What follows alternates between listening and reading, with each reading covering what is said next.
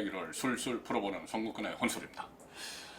오늘 제가 아침에 한 조찬 모임에 갔습니다. 어떤 단체에서 주최하는 조찬 모임에 갔는데 오늘 조찬 강연 연사로 강연자로 반기문 전 유엔 사무총장이 나왔습니다.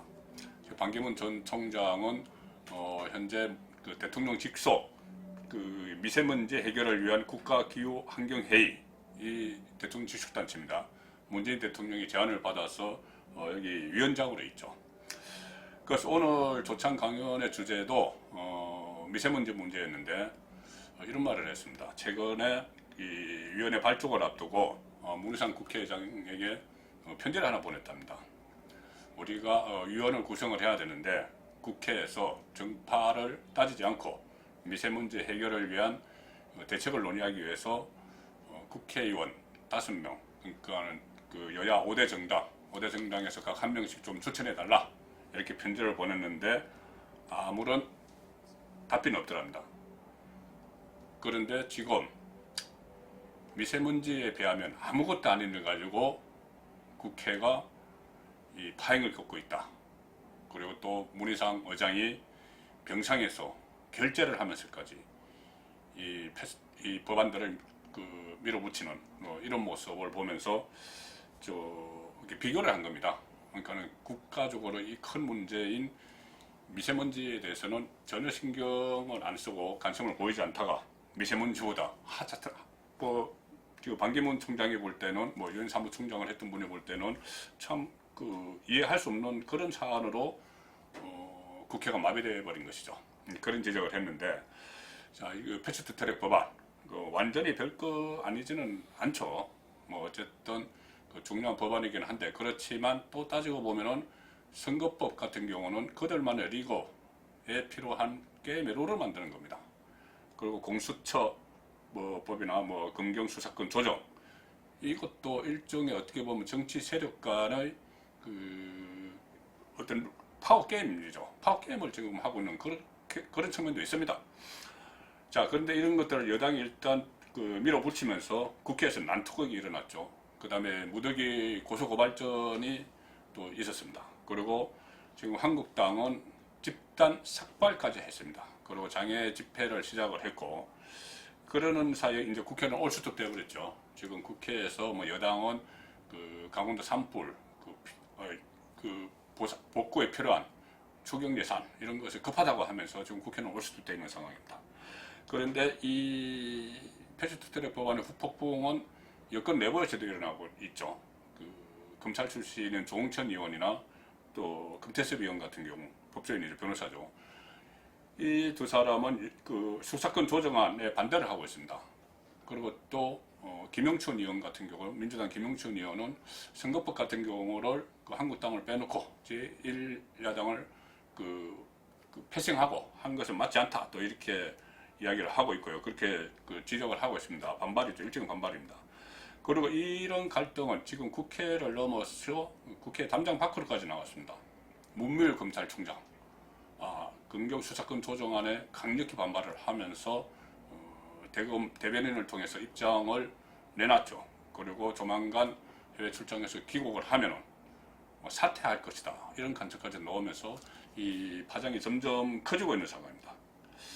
그런데 제가 볼 때 가장 지금 심각하게 편싸움이 벌어지는 것이 있습니다. 양쪽으로 완전히 나눴어요. 바로 청와대 홈페이지에 있는 국민청원 코너죠. 청와대의 사이버 공간에서 지금 양쪽 보수와 진보라고 할까, 어쨌든 한국당 지지자와 민주당 지지자라고 할까, 또 패스트트랙에 반대하는 쪽과 찬성하는 쪽이라고 할까, 어쨌든 양쪽으로 국민이 완전히 편이 갈라져서 이 국민청원이라는 청와대 사이버 공간에서 편싸움을 하고 있습니다. 4월 22일 날 청와대 청원 게시판에 자유한국당 정당 해산을 하는 청원이 올라왔죠. 그로부터 일주일 후에 민주당 해산을 하는 맞청원이 올라왔습니다. 현재 숫자는 상당히 차이가 나면서 계속 불어나고 있습니다. 제가 이 방송하는 이 시간에 한국당 정당 해산 청원에는 167만 명, 민주당 해산 청원에는 28만 명이 동의를 했습니다.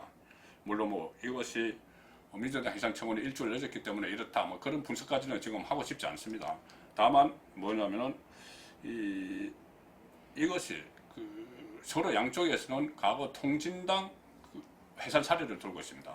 정부가 통진당 해산을 헌법재판소에 제소를 해서 그것이 통진당 해산된 그 사례를 들고 있는데, 정당 해산은 이런 것입니다. 헌법에 정당 해산이 규정이 되어 있습니다. 헌법 8조 4항에는 이렇게 되어 있습니다. 정당의 목적이나 활동이 민주적 기본 질서에 위배될 때 정부는 헌법재판소에 그 해산을 제소할 수 있다, 이렇게 되어 있죠. 이것이 통진당 해산 사례입니다. 그런데 한국당 해산을 해야 된다, 한국당을 해산해야 된다, 이 청원을 보면은 정치적 수사로 가득 차 있습니다. 민주적 기본 질서 이런 게 아니고요.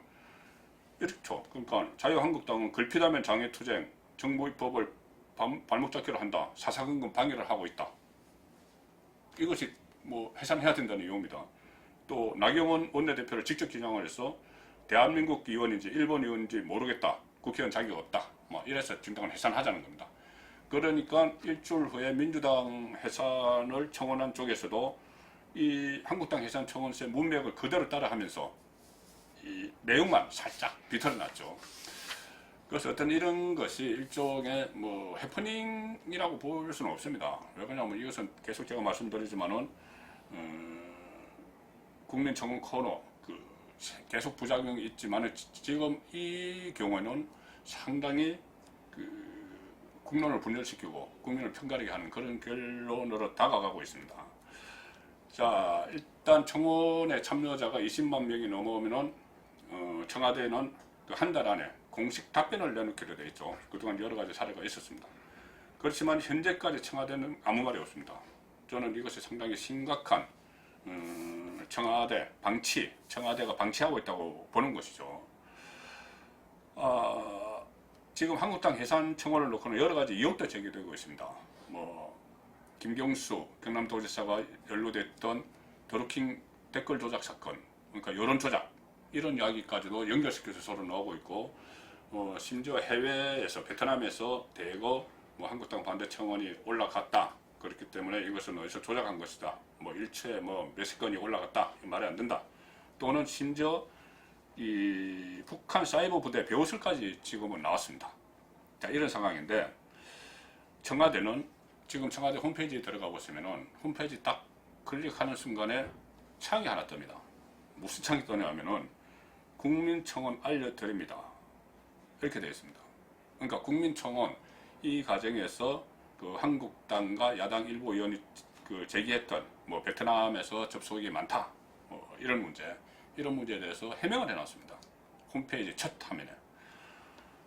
자, 이런 것이 청와대가 방치할 뿐만 아니라 오히려 양쪽 편이 갈려서 논쟁을 벌이는 그 논란을 부추기는 결과를 낳고 있는 것이죠. 제 생각에는 아마 지금 청와대가 타이밍을 보고 있을 것 같습니다.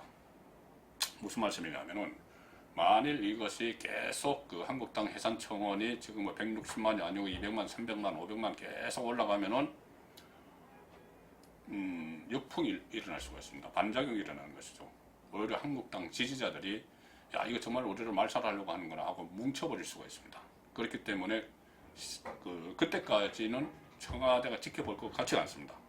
아마 적당한 시점에 이 원론적인 답변, 정부에서 공식 입장을 내놓게 되어 있으니까요. 답변을 하면서 아마 차단을 하겠죠. 폐쇄를 시키겠죠. 그때 적당한 시점에 원론적 답변을 할 텐데, 제가 그것을 한번 예상해 볼까요? 틀리지 않을 겁니다. 이것은 정부가 정당 해산을 제소할 사안이 아니다, 또는 행정부가 입법부에 대한 비판 여론에 답변할 성질이 아니다,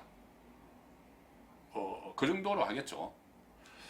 자, 청와대가 그런 지금은 방치를 하거나 부추기면서 이 타이밍을 보는 사이에 국론 분열, 국론 편가르기는 심각한 수준으로 계속 치닫고 있습니다.